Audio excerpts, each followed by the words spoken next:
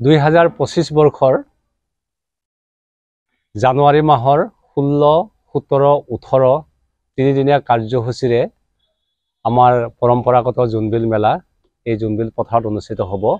এইবাৰ জোনবিল মেলাত কাৰ্বি আংলঙৰ পৰা আমচাই পিনুং, বৰমাৰজং পিনুং, চখামনি পিনুং, বালিখঞ্জি পিনুং আদিকে কৰি ৰংখৈ বাৰ, খাওৰা গাৰাই, চিলাংখুঞ্জি, উঠাংগুঞ্জি আদিকে কৰি প্ৰায় 58খন গাঁৱৰ পাহাৰৰ লোকসকল, তিৱা লোকসকল আহিব আৰু মেঘালয়ৰ আমদুবি ঘাট, আমজং, লুমফৈ, উন্ত্ৰাই, উমদেন, উমলাপেৰ, মাগৰ পিনুং, মায়ং পিনুং, নখাপ, মকেৰ, মৰঙা, চিৰাদন আদিকে কৰি 20খন গাঁৱৰ লোকসকলে পাহাৰত উৎপাদিত হোৱা মেটমৰা সামগ্ৰী লৈ জোনবিল মেলাত তেওঁলোকে ঢাপলি মেলিব।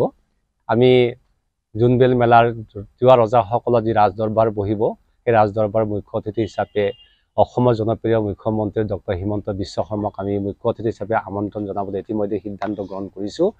আৰু তাতে আমাৰ কেবিনেট মন্ত্ৰী শ্ৰীযুত পীযুষ হাজৰিকা আৰু ৰুচ পেগু উপস্থিত থাকিব।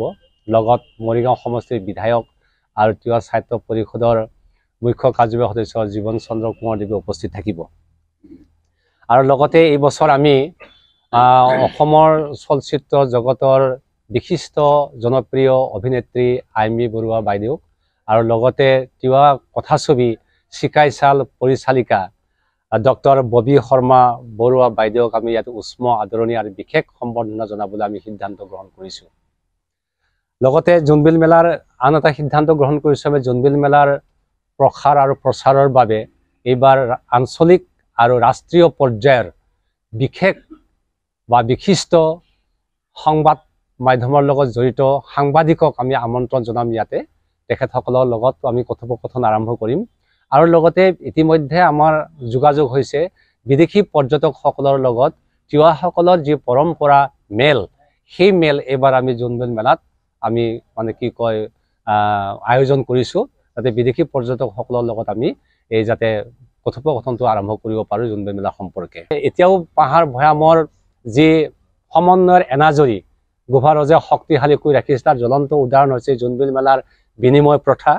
আৰু এই বিনিময় প্ৰথাৰ জোনবিল মেলা উপভোগ কৰিবলৈ আহি দেশ বিদেশৰ পৰ্যটক আৰু পাহাৰ ভৈয়ামৰ লোকসকল 5 লাখৰ পৰা 6 লাখলৈকে ইয়াত সমবেত হয়। আৰু জাতি ধৰ্ম বৰ্ণ নিৰ্বিশেষে সকলোৱে আঁকোৱালি লৈছে। সেইকাৰণে এনেকুৱা মহান আদৰ্শ ঐতিহ্য বহন কৰি অহা জোনবিল মেলাক যিহেতু সকলোৱে আহে, সকলোৱেও ভাল পায়, এদিন সকলোৱেও চাব বিচাৰে, গতিকে অহা বছৰৰ পৰা জোনবিল মেলা এটা দিন বন্ধৰ ঘোষণা কৰিবৰ কাৰণে অসমৰ জনপ্ৰিয় মুখ্যমন্ত্ৰী ডক্টৰ হিমন্ত বিশ্ব শৰ্মাক আবেদন জনাই আমি এটা প্ৰস্তাৱ গ্ৰহণ কৰিছোঁ। গতিকে আমি এইবাৰ এনেধৰণে কাৰ্যসূচী লৈছোঁ। গতিকে সকলো ৰাইজকে জাতি ধৰ্ম বৰ্ণ নিৰ্বিশেষে এই চেনেহৰ সম্প্ৰীতিৰ মেলাখনত যোগদান কৰিবৰ কাৰণে আমি সকলোকে আহ্বান জনাইছোঁ।